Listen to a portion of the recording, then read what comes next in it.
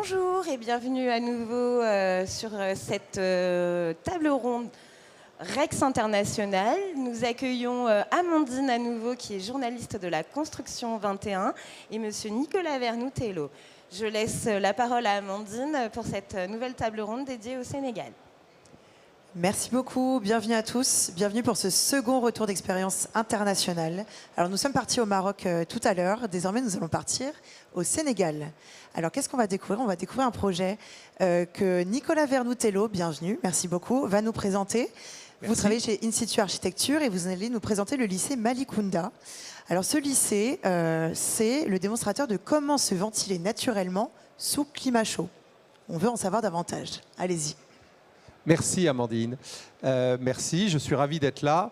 Alors le sujet principal, ce sont les climats chauds.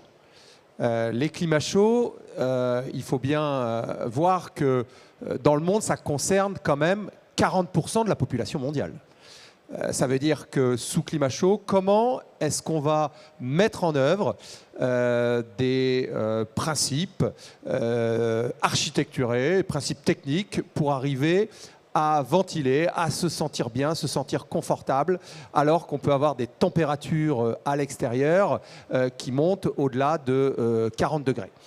Donc je vais vous emmener au Sénégal parce qu'on a réalisé sur place un lycée. Du moins, il est en cours de réalisation puisqu'il y a plusieurs phases qui sont programmées. Quelques mots au préalable, quelques mots sur In-Situ Architecture. In-Situ Architecture, dont je suis le dirigeant. Je suis architecte des PLG. Je suis également botaniste, chercheur et enseignant. Et nous travaillons sur différents projets, types de programmes, souvent des moutons à 5 pattes à travers le monde, mais quand même dans le cadre d'une petite structure. Et nous avons également en parallèle un bureau d'études de recherche et innovation qui s'appelle In-Situ Lab, qui est à l'ENS de Lyon. Et nous travaillons sur des programmes spécifiques de recherche, développement et innovation sur des systèmes passifs low-tech. Donc, par exemple, dans le cadre de la ventilation naturelle, comment est-ce qu'on peut arriver à ventiler naturellement des bâtiments sans avoir un recours à l'électricité, sans avoir de surconsommation. On travaille aussi sur l'optimisation de matière dans le bâtiment, également sur l'implantation urbaine de bâtiments pour capter l'énergie passive du soleil. Et on est même allé jusque sur la Lune pour travailler avec le CNES. Voilà, donc des recherches très diversifiées. Donc je vous ramène maintenant à Malicounda. Donc, on est nous sommes au sud de Dakar, à environ une centaine de kilomètres, et le site fait environ 4 hectares. Et il y a déjà des bâtiments que vous pouvez deviner en haut à gauche, légèrement gris clair, qui existent. Et c'est un lycée-collège qui possède déjà une trentaine de classes. Et l'objectif est de construire de nouveau une trentaine de classes avec également un bâtiment administratif qui permet de répondre, c'est un lycée public, qui permet de répondre à la demande croissante du nombre d'élèves, d'étudiants qui sont inscrits et qui font leur étude jusqu'au baccalauréat. Alors, une première phase de chantier, la réalisation de 8 premières salles de classe. Vous voyez la photo aérienne. Et je commence déjà un petit peu à introduire le site parce que je vous montre en arrière-plan, je vous montre la mer. Donc ça veut dire qu'on est à proximité de la mer. Je vous disais, climat chaud, j'ai fait cette introduction générale sur la problématique de pouvoir ventiler dans les climats chauds. Ça concerne une fois de plus 40% de la population mondiale. Ici, là au Sénégal, on est sur des températures qui vont avoisiner au mieux, c'est-à-dire en période d'hiver de 20 à 30 degrés. Et plutôt dans les périodes chaudes, au moment de l'hivernage qui en fait correspond à l'été, plutôt de 25 à 35 degrés. avec des pics au-delà de 40 degrés. Voilà. La proximité de la mer est un atout. Donc comment est-ce qu'on va essayer déjà d'inscrire une architecture par rapport à son site? Proximité de la mer, on pourrait bénéficier des alizés, qui est un vent évidemment favorable pour faire de la ventilation aérodynamique. Et on va essayer également, en fin de journée, on a un thermique, c'est-à-dire que même s'il n'y a pas de ventilation en journée, on a quand même le soir ce qu'on appelle le thermique, c'est-à-dire entre la masse de l'océan et la masse de la Terre, il y a forcément un déplacement d'air qui se fait naturellement par les différences de température. C'est un phénomène de convection. Et ce déplacement d'air va créer du vent et on va essayer d'en bénéficier. Donc ça veut dire que l'orientation, vous le voyez ici, elle est extrêmement importante. Vous retrouvez l'héliodon avec le plan masse qui génère l'implantation des bâtiments et une volonté de travailler sur favoriser, vous le voyez tout en haut, les alizés, les vents dominants, frais. Et on va avoir une problématique, au contraire, de venir contrer l'armatan, qui lui est un vent plutôt sec, chaud, qui vient du désert, qui a une orientation, vous le voyez, qui est plutôt nord-est. Donc on va essayer de contrer l'armatan. Et évidemment, la question du soleil, qui, pour le coup, sous ces latitudes, est un intempérie. Donc il va falloir arriver à se protéger du soleil. Donc cette première phase, la réalisation de 8 salles de classe, a également, en termes de conception, fait également l'objet d'une recherche sur la bio-inspiration, c'est-à-dire qu'on est allé étudier ce qu'on appelle les plantes à côtes, vous voyez, qui sont ces espèces de plantes xérophytes en haut, qui forment des côtes dans leur géométrie et qui, dans cette géométrie, sont capables de résister aux températures les plus importantes sur Terre. Donc c'est assez intéressant qu'un organisme puisse résister pour les plantes xérophytes à 69 degrés. Donc c'est énorme. Donc comment elles font? Quelle stratégie elles mettent en place? Est-ce que les côtes participent de cette stratégie de refroidissement au niveau de l'enveloppe? Et vous voyez des flèches rouges et bleues en haut sur le cacté. Et en fait, ce qu'on appelle sur la droite le phénomène de convection naturelle, il va y avoir une circulation d'air. À partir du moment où vous avez une alternance de surface ombragée et surface ensoleillée, il va y avoir un transfert thermique qui va s'opérer au niveau de l'enveloppe du bâtiment. Donc, le bâtiment participe, vous le voyez dans les décalages au niveau de son plan masse également, de cette volonté de travailler sur des côtes qui vont permettre de créer de la convection naturelle au niveau de l'enveloppe. Ça, c'est l'ensemble des éléments qui génèrent la conception du projet. Donc, je vous ai parlé de la bio-inspiration, je vous ai parlé du bioclimatisme, avec favoriser évidemment les vents dominants, se protéger du soleil. Et ensuite, il y a une troisième dimension qui est la dimension biosourcée, où on va travailler sur des matériaux le plus local possible.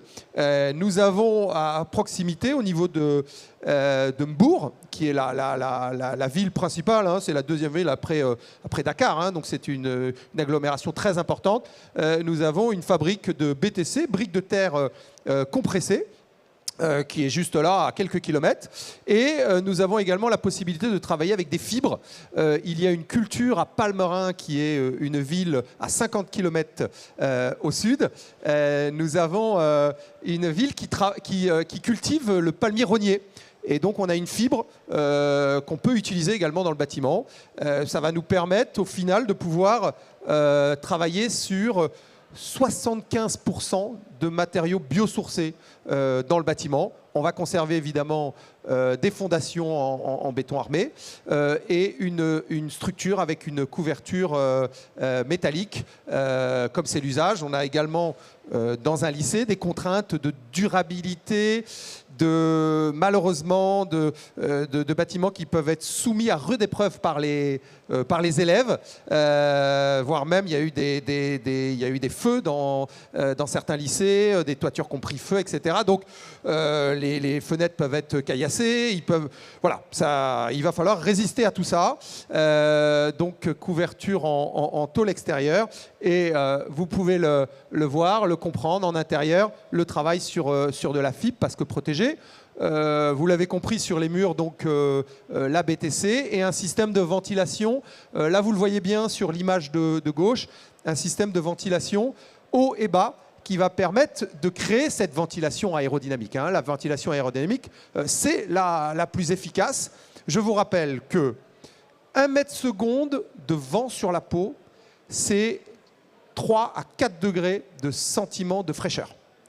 1 mètre seconde, c'est à peu près 4 km/h de vent. Voilà. Donc il va falloir canaliser ce vent qui existe pour le faire rentrer dans la classe, le faire ressortir évidemment, et que quand vous avez 50 étudiants, 60 étudiants dans la classe, vous puissiez quand même avoir de la ventilation aérodynamique.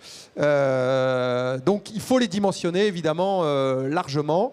Voilà l'amphithéâtre extérieur. Maintenant je vous présente la deuxième partie, la deuxième phase qu'on vient de livrer, qui sont 7 nouvelles salles de classe.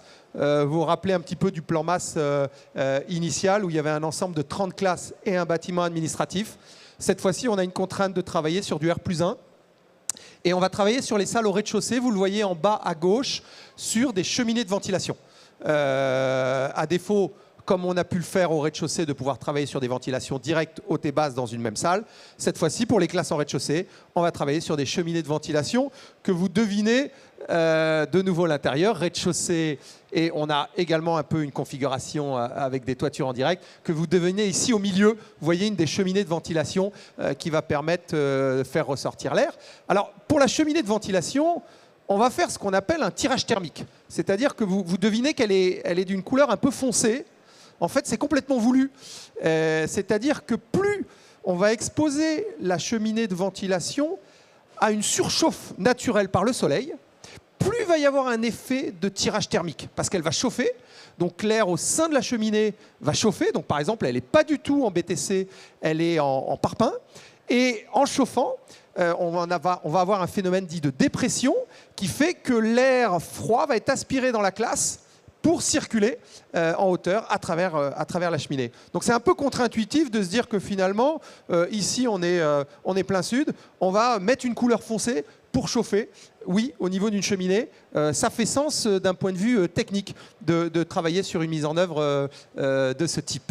Et je vais en terminer, il me reste encore 5 minutes, puis après je vous propose de passer à quelques échanges. Je vais en terminer sur cette partie, c'est le bâtiment administratif. Donc vous avez compris, on a déjà fait 8 salles plus 7 salles, on est à 15 salles. On va pouvoir encore faire 15 salles supplémentaires, comme vous l'avez vu sur le plan masse initial. Et il y a un bâtiment administratif, c'est-à-dire qu'au niveau du lycée, on nous a demandé de travailler sur les bureaux de l'administration du lycée, proprement parlé. Voilà le bâtiment, vous le deviniez tout au début. Et ce bâtiment-là, vous voyez, il présente une forme tout à fait différente. Une fois de plus, la question de la bio-inspiration est très importante. Je vous ai parlé des plantes à côte tout à l'heure, de ce phénomène de côte qui permet de rafraîchir l'enveloppe. Donc là, il y a un gros travail sur l'enveloppe. On est capable de rafraîchir de 5 degrés l'enveloppe du bâtiment. Il faut voir qu'on utilise de la BTC. La BTC, elle est de 25 cm, elle est assez extraordinaire. Elle a un déphasage de 10 heures, 10 à 12 heures. Elle va être capable, et ça c'est extraordinaire avec la BTC, d'absorber de l'humidité. À peu près 1 mètre carré de BTC peut absorber 10 litres d'eau. C'est énorme. Donc, et vous le savez comme moi, pour assurer une zone de confort au niveau de la température, il faut que l'hygrométrie dans l'air soit aux environs de 40 à 60 degrés maximum. 60%, pardon. Donc, au-delà de 60%, vous avez un excès d'humidité et donc vous avez un sentiment, au contraire, de lourdeur, de chaleur, etc. Donc, il faut arriver à capter cette humidité, ce que va faire à merveille la BTC. Et là, ce système vous le voyez, de RIPS, ce système d'enveloppe circulaire va nous permettre d'obtenir un abaissement de la température voyez, de 3 degrés à l'intérieur, avec un principe évidemment de ventilation naturelle par patio cette fois-ci, et qui ressort au niveau des briques ajourées en partie supérieure. Voilà, rapidement, quelques prix que vous citiez tout à l'heure. On est très fiers d'être lauréat des Green Solution Awards, où on nous a remis pour la première tranche du lycée à la COP 24. C'était à Dubaï. On nous a remis le prix et on en est très fiers et très heureux de participer à cette présentation aujourd'hui. Voilà, je vous remercie. Merci beaucoup. pour ce projet très inspirant. Alors, on a un petit temps d'échange. Encore une fois, moi, j'avais une petite interrogation déjà parce que vous avez beaucoup parlé de biomimétisme, d'inspiration de la nature. Alors, je trouve ça passionnant. Est-ce que vous auriez, sur vos projets précédents, sur vos futurs projets, d'autres exemples éventuels d'inspiration de la nature, de choses qui pourraient vous inspirer, qu'on trouve dans le vivant, qui vous viendraient comme ça éventuellement? Oui, tout à fait. On avait exposé à la Cité des sciences et de l'industrie un bâtiment en bois, une espèce de petit pavillon, une structure démonstrative en ossature bois, où on est capable de faire de l'optimisation de matière. Je vous disais tout au début qu'on avait différents programmes de recherche et on est en mesure d'économiser 50% de la matière avec un principe de cellules hexagonales comme on le retrouve dans la nature. Hein. Vous connaissez tous ce motif du nid d'abeille. Et on va obtenir une structure qui a une résistance comparable aux structures bois classiques, mais avec 50% de matière en moins. Donc c'est extrêmement intéressant, c'est bio-inspirant. Voilà, c'est un exemple. On travaille sur un immeuble de bureau à Paris où on travaille sur une double peau contre l'effet de surchauffe l'été, puisqu'on veut sous nos latitudes Île-de-France, capter le solaire passif l'hiver. Par contre, l'été, il faut éviter l'effet de surchauffe. Et donc, on a mis au point un système de double pot passif, c'est-à-dire sans électricité, qui s'ouvre et se ferme et qui réagit naturellement à la température. Voilà, c'est un projet qu'on mène. Un autre exemple de la bio-inspiration avec la feuille de charme, qui a des processus d'ouverture et de fermeture qui nous ont guidés. Oh, les possibilités sont infinies. Merci beaucoup. Peut-être quelques questions sur le lycée, oui, qu'on vient de... Bonjour, ça va? Merci. Bonjour. C'est vraiment inspirant votre projet. Et là, ça évoque un petit peu de l'histoire de l'architecture, allant de Vitruve, des livres d'architecture de Vitruve concernant la circulation du vent et l'exploitation justement du mouvement du soleil aussi. Ça évoque d'autres expériences vernaculaires, citons par exemple le fameux Hassan Fthi pour tout ce qui est cheminée, la circulation verticale de l'air, etc., et dynamique. Qu'en est-il du patrimoine bâti sénégalais? Avez-vous trouvé des modèles d'inspiration dans les traditions constructives et l'architecture vernaculaire sénégalaise ou non? Je ne sais pas si ça vous a tenté de chercher un petit peu dans le... Alors, oui. Mais plus au niveau du matériau. C'est-à-dire que on avait réalisé au Sénégal, on a réalisé plusieurs ouvrages. C'est le 3e. Et vous l'avez compris, le bâtiment administratif va démarrer en chantier là, début 2025. Et sur cette question de l'architecture vernaculaire, ce qui est un peu étonnant, c'est qu'à Dakar, on met en avant l'architecture moderne du début du XXe siècle, avec des bâtiments en béton, etc., où on retrouve d'ailleurs tous les grands tenants de l'architecture moderne, Le Corbusier qui est venu, etc. Bon, pas d'ailleurs très intéressant, je trouve. Mais au niveau de l'architecture vernaculaire, il faut s'enfoncer un petit peu, j'ai envie de dire, il faut quitter la côte et pour aller chercher des habitations, des écoles pour le coup qui ont beaucoup moins de moyens, où on a vraiment même pas de mur, on a uniquement une toiture, vous avez un petit logement pour l'enseignant dans des conditions qui sont très rudimentaires. Et il y a cet emploi de la terre quand même. C'est-à-dire que d'un point de vue de la tradition, et je vous rappelle qu'en France, la terre, c'est 15% des bâtiments qui existent. Donc, dans le monde, on a un patrimoine mondial de construction en terre de 15 à 20%. Donc la terre a toujours été employée parce qu'elle était là, elle est locale. Et puis quand vous voulez construire quelque chose, vous prenez sous vos pieds. Pour construire des fondations, vous sortez de la terre. Et voilà. Et donc vous allez pouvoir en bénéficier. Alors on fabriquait des adobes, on fabriquait des murs en terre. Et c'est étonnant parce que tout au début, quand j'ai travaillé sur la mise en œuvre de la terre, on m'a un petit peu tourné le dos, pour être honnête. On m'a dit non, mais c'est pas de la modernité. C'est pas moderne. Est-ce que vraiment l'utilisation de terre est intéressante? Et donc, volontairement, j'employais le mot BTC pour brouiller les pistes. Parce que brique de terre compressée, c'est déjà une autre technique. C'est pas de l'adobe comme on sait la fabriquer facilement dans des moules et comme elle peut être facilement utilisée. C'est déjà une autre technique où il faut une machine qui vient tamiser la terre, on presse à 2 bars. Donc on a in fine des briques qui, d'un point de vue de leur résistance mécanique, sont très performantes hein, et qui sont capables de résister à des intempéries. Et donc voilà, il y avait cette volonté de retravailler sur la terre dans la continuité de ce que j'avais pu voir, avec la problématique après de l'entretien. C'est-à-dire comment on entretient des bâtiments en terre. Vous l'avez vu, on évite en toiture, même si on a pu réaliser également au Sénégal un autre chantier où on a travaillé sur des voûtes, ça s'appelle la voûte nubienne, où on a réussi à faire des voûtes de 5,50 m de portée. Je crois que c'est les plus grandes portées de la côte de l'Afrique de l'Ouest même, tout en BTC. Et on vient travailler avec une protection mécanique par-dessus, hein, système d'étanchéité, mais notre voûte est en BTC. Donc on peut arriver à le travailler, mais on va forcément s'associer à des techniques modernes pour arriver à bien les protéger et éviter un entretien qui est colossal, sinon, il faut le savoir. Merci, il nous reste un peu moins de 10 minutes. S'il y a une autre question, oui, j'en vois déjà une.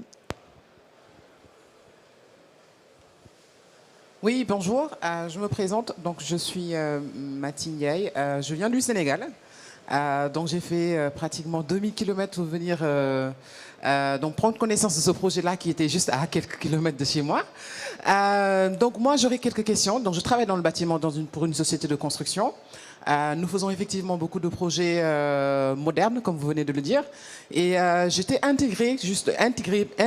intrigué, pardon, par ce que vous venez de dire, le fait qu'au Sénégal, effectivement, nous cherchons beaucoup à faire des projets modernes et nous oublions ce côté confort de ventilation naturelle, parce que qui dit Afrique dit Sénégal, donc dit donc énergie très chère.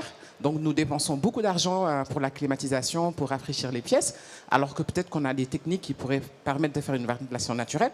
Ce que nous avons nos contraintes, c'est-à-dire que nous voulons être modernes. Donc, mis à part faire des constructions avec de la BTC, est-ce que vous avez déjà pensé, par exemple, pour ce projet-là, il y avait d'autres pistes que d'utiliser de la BTC? Voilà. Merci pour votre intervention et bravo d'avoir fait tout ce chemin et j'espère que vous ne serez pas déçus. Il faut voir que sur cette question de l'emploi massif du béton, hein, comme c'est le cas aujourd'hui, et encore partout, hein, je veux dire, aujourd'hui, dans notre environnement, malheureusement, l'emploi massif du béton est généralisé. On travaille aujourd'hui sur des bâtiments, évidemment, qui sont exemplaires, qui peuvent être plus biosourcés, mais c'est une fraction hein, de l'ensemble de ce qui se produit, même ici, sous nos latitudes. Donc, cette histoire de la modernité, elle est culturelle, elle est légitime, hein, j'ai envie de dire. Je pense qu'il faut démontrer, il faut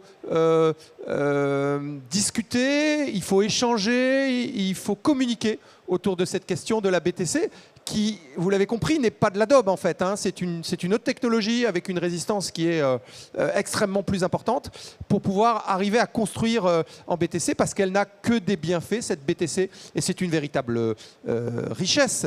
Donc, à l'intérieur des salles de classe, puisqu'aujourd'hui, on avait parlé d'un REX, retour sur expérience. Alors, c'est un petit peu embêtant que l'architecte, le concepteur, fasse lui-même son retour sur expérience, parce qu'évidemment, il va gonfler la situation, il va dire que c'est formidable.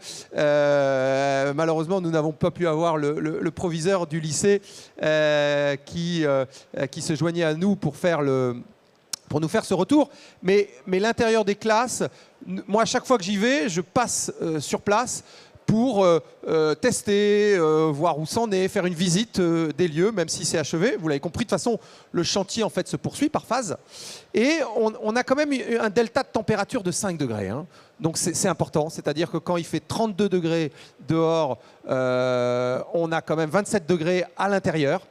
Et on sent que cette BTC, je vous parlais tout à l'heure du déphasage, elle est capable de déphaser, ça veut dire qu'elle va être capable de retenir une température, un climat intérieur, différent d'un climat extérieur pendant 12 heures. Donc ça veut dire que pendant la nuit, vous avez un climat plus doux, on va dire à 20-25 degrés qui est arrivé.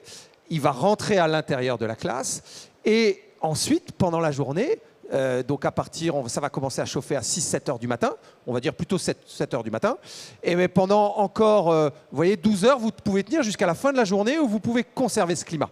Donc elle a évidemment énormément de bienfaits. Je vous parlais de l'hygrométrie tout à l'heure. Mais vous voyez qu'en termes de plage de température, quand vous couplez de la BTC avec de la ventilation aérodynamique, vous arrivez à avoir des performances en termes de confort qui vont vous permettre d'avoir des classes où la question de l'apprentissage, hein, elle passe par un certain confort, enfin quand je dis confort, un minimum de température ou un maximum de température pour pouvoir discuter, réfléchir, intégrer de la connaissance, sachant qu'à l'intérieur, vous aurez 50 à 60 étudiants qui eux-mêmes créent de la chaleur, qui eux-mêmes créent de l'humidité en respirant, etc. etc. Et donc cette question, elle est délicate dans des lieux d'apprentissage. Et vraisemblablement, la BTC, il correspond bien et les retours d'expérience sont très positifs. Et par exemple, alors ils ont appelé cette nouvelle extension, ils l'ont appelée Dubaï, parce qu'ils sont extrêmement contents du lieu et pour eux, c'est Dubaï.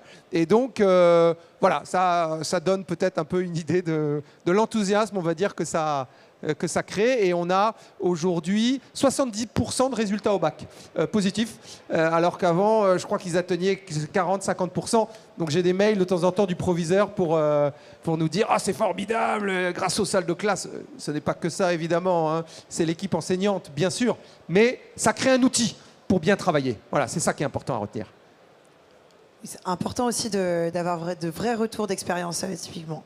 On a peut-être une minute, très rapidement. Dernière question. Alors, on va prendre les 2 dernières questions, Les si 2 ça vous dernières, dérange pas. et après on conclut. Honneur aux dames. Je reçois ce que dit. Je suis comme ça. Je suis désolée.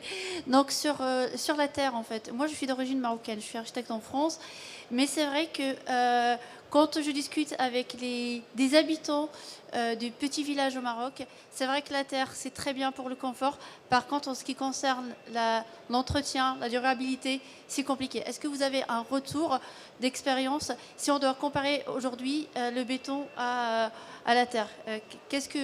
En termes de durabilité? Alors, une fois de plus, il faut distinguer terre type adobe, même pisé, hein, et BTC qui est extrêmement compact. Donc on ne peut pas gratter comme ça la terre sur de la BTC. Pour protéger la BTC, on remet nous un grillage de poule avec un gopti, un enduit gras, et ensuite on va venir avec un enduit de finition par-dessus. Donc on a de nouveau une petite armature avec un enduit qui vient protéger. Aujourd'hui, le premier bâtiment a été livré en 2019, donc la première phase c'était il y a 5 ans. Donc on a une durabilité qui malheureusement n'est que sur cette échelle de temps, sachant qu'elle est soumise aux élèves qui, évidemment, je peux vous dire qu'à l'intérieur, il y a toutes sortes de traces sur les murs, il y a évidemment comme des salles de classe, hein, comme partout. Hein. Donc elle est exposée et pour l'instant, on a une bonne durabilité du matériau autant que les autres constructions qu'on peut voir. Après, il faut être conscient que le béton, c'est un matériau formidable, qui est d'une durabilité incroyable.